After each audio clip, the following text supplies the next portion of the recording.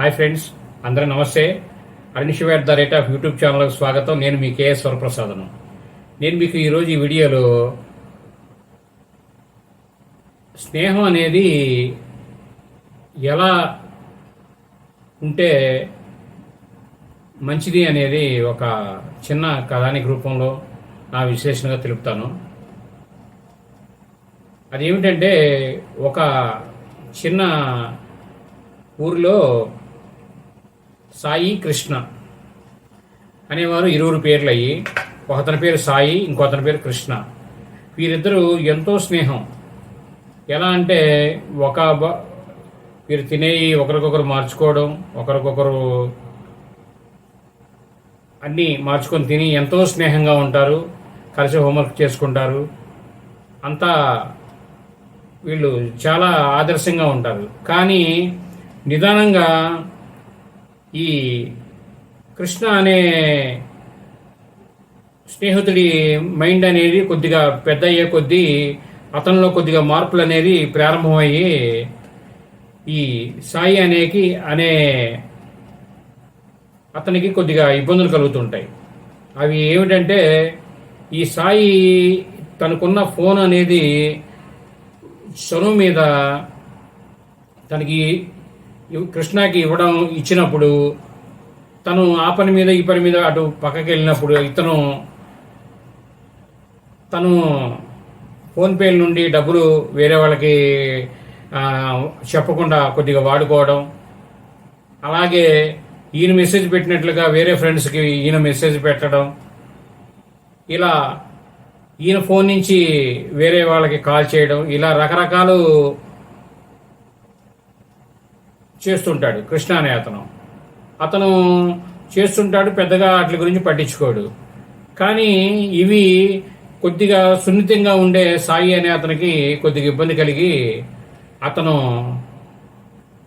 డైరెక్ట్గా చెప్పేస్తాడు కృష్ణ అనే అతనికి, మనం చిన్నప్పటి నుంచి ఉన్నాము, నువ్వు చిన్నప్పుడు మనస్తత్వాలు అనేది ఇప్పుడు లేవు, నీ ఆలోచన విధానం మార్పు వచ్చింది, అది నిదానంగా ఇంకా అలాగే ముందుకు వెళితే నీకు నాకు మన కుటుంబాలకు అన్నిటికీ ఇబ్బంది కలుగుతుంది, ఇక్కడి నుంచి హాయ్ అంటే హాయ్, బాయ్ అంటే బాయ్గా ఉందాం అని చెప్పి ఉండి అలా స్నేహితులు అనేది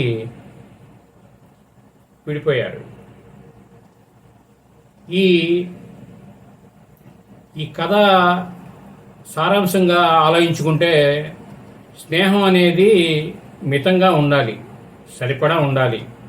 అదే సాయి అనే అతను ఫస్ట్ నుంచి జాగ్రత్తగా ఉన్నాడు అనుకోండి, ఈ సమస్యలు రావుగా. ఏ స్నేహితులు అవలేనండి, ఎవరైనా అవనియండి, ఆడపిల్లలు మగపిల్లలు కలిసి స్నేహం అవనియండి, ఎవరేమని అవనియండి, స్నేహితులు అనేది మన ఇంటికి తీసుకొస్తే ఒక 5 నిమిషాలు 10 నిమిషాలు మాట్లాడి పంపించేయాలి. అది అనేది ఒక లిమిట్గా పెట్టుకోవాలి.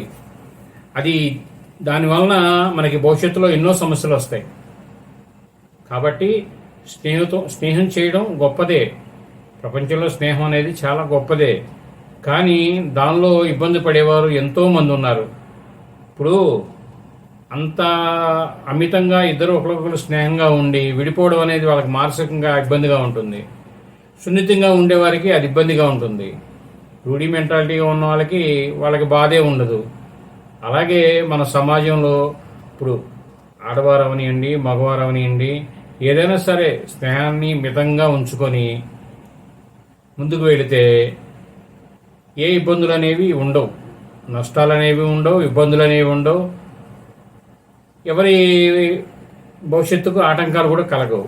అలాగే మనం మంచి స్నేహితులమే కానీ ఒక రేఖ దాటి వెళ్తే అది బాధ అనిపిస్తుంది మనకి, మన కుటుంబ సభ్యులకు కూడా అని ఒక మెసేజ్ పెట్టి సారీ అని చెప్పి అతనికి పంపించి ఈ సాయి అనే తను చదువులో కంటిన్యూ అవుతాడు. అలాగే ప్రతి ఒక్కరూ మీ జీవితానికి మంచి నిర్ణయాలు తీసుకోగలిగితే మీరే అది ఒక నిజమైన ఎదుగుదలతో సమానం అవుతుంది. ఎవరైనా సరే నిర్ణయాలు అనేది మంచిగా తీసుకుంటే అది జీవితానికి ఒక మంచి ఎదుగుదలకు సోపానం అవుతుంది. కాబట్టి ఈ వీడియో చూస్తున్న వారందరూ, అంటే నేను ప్రతి ఒక్కరికి చెబుతున్నాను కాదండి, ఇది మీకు దీనిలో మంచి అనేది మీకు అనిపిస్తే, మన ఉన్న లోపాలు ఇప్పుడు నేను ఉన్నానండి, నా జీవితం అంతా, నా జర్నీ మొత్తం కూడా నేను అందరి దగ్గర తీసుకున్న ఆలోచనలనే నా జీవితం. ఇప్పుడు మా తండ్రి, మా నాన్నగారు ఏమట కొంతకాలం ఆయన పోస్ట్మెన్ ఉద్యోగం చేస్తే ఆయన దగ్గర 1 సంవత్సరం పాటు చేతి కింద ఉండి ఆయన మాట్లాడే విధానం అవన్నీ నేర్చుకున్నాం. అలాగే మా అమ్మగారితో జీవితం మొత్తం ప్రయాణం అంతా మా అమ్మగారితో జరిగింది.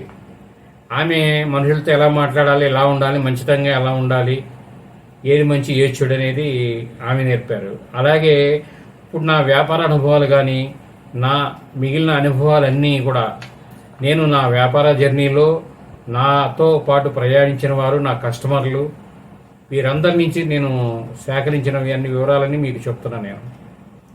నేను మీకు చెప్పేయని నా అనుభవాలు. ఎందుకంటే కస్టమర్లు కూడా 10 మంది కస్టమర్లు ఉన్నారంటే ఒక కస్టమర్ ఆగుతారు, తను బాధ భరించలేక ఏదో టైంలో ఆగి 10 నిమిషాలు మాట్లాడతారు. అలాగే మనం కూడా మనకి ఏమైనా కష్టం కలిగినప్పుడు మనకంటే పెద్దవారు, స్నేహితులకి మనం కలిసి సలహా తీసుకుంటుంటాం. అలా కొన్ని నిర్ణయాలు నేను ఎలా మార్చుకొని ముందుకు వెళ్ళాను, లిమిట్గా ఉంటే ఎలా ఉంటుంది, ఎక్కడ ఏ సమస్యలు ఎలా ఉండాలి అనేది నా అనుభవంగా నేను మీకు తెలియజేస్తున్నాను. ఈ వీడియో మీరు పూర్తిగా చూసినందుకు ధన్యవాదాలు. మేము మరిన్ని వీడియోలు చేయడం కోసం మీరంతా లైక్ చేయండి, షేర్ చేయండి, తప్పకుండా సబ్స్క్రైబ్ చేసుకోండి.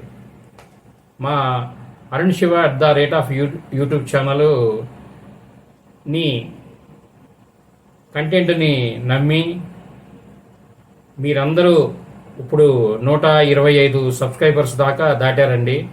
1,30,000 మంది వ్యూవర్సు, 355 గంటలు వాచ్ టైము, ఇవన్నీ ఈ రోజు నాటికి పూర్తయినాయి. నేను ఇలా ముందుకు వెళ్ళడానికి నేను స్టార్ట్ చేసిన వాడిని ఈవేళ ఈ స్థాయికి నేను ఛానల్ని ముందుకు తీసుకెళ్ళగలడానికి సహకరించిన ప్రతి వ్యూవర్స్కి, సబ్స్క్రైబర్స్కి అందరికీ చేతులెత్తి నమస్కారం పెడుతున్నామండి. ఎందుకంటే ఎవరికైనా సరే అభివృద్ధికి ప్రజలే, వ్యూవర్స్ అంటే ప్రజలే కదండి, సబ్స్క్రైబర్స్ అయినా ప్రజలే. మీరందరూ నా ఛానల్ మీద చూపిస్తున్న అభిమానం నేను మీకు అందరికీ కృతజ్ఞతలు తెలుపుతున్నాను. అలాగే మీరు మీ బంధువులు, స్నేహితులు, వీరందరికీ ఈ ఛానల్ని మరింత అభివృద్ధికి, మన ఛానల్ మానిటైజేషన్ అవ్వాలి అంటే 1000 మంది సబ్స్క్రైబర్సు, 4,000 గంటలు వాచ్ అవర్స్ వస్తే మానిటైజేషన్ అవుతుంది. ఇప్పుడు అయినా ఇది ఆల్రెడీ మనం లాగిన్ అయ్యాం, రిజిస్ట్రేషన్ అయ్యి ముందుకెళ్తున్నామండి. కానీ ఏంటంటే మానిటైజేషన్ అనేది ఏంటంటే అప్పటి నుంచి మనకి కొద్దిగా ఆదాయం అనేది స్టార్ట్ అయ్యి కొద్దిగా ముందుకెళ్తాం అన్నమాట. మనం చేసే వీడియోలను బట్టి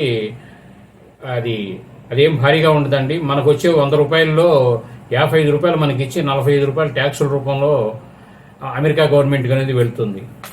ఇప్పుడు మనకి యూట్యూబ్ వారికి అక్కడ మనం ట్యాక్సులు అన్ని రూపంలో 45% అనేది లెస్ అయ్యి మనకి 55% అనేది మనకి వస్తుంది. కాబట్టి ఇది యూట్యూబ్లో ఉండే మన యూట్యూబర్స్కి ఉండే ఆదాయం అండి. అంటే అది కూడా నెక్స్ట్ మానిటైజేషన్ అయిన తర్వాత అది నెలజీతం కింద ఇవ్వరండి. యూట్యూబర్స్ అనేది నైపుణ్యాన్ని పెంచుకుని మంచి మంచి వీడియోలు చేసి మీలాగా వ్యూవర్స్ అందరూ మనల్ని పొందాలి. ఈ వీడియో మీరు అయిపోయిందని చెప్పిన తర్వాత కూడా మిమ్మల్ని ఇంకా ఆపినందుకు మీ అందరికీ కృతజ్ఞతలు తెలుపుతున్నాను.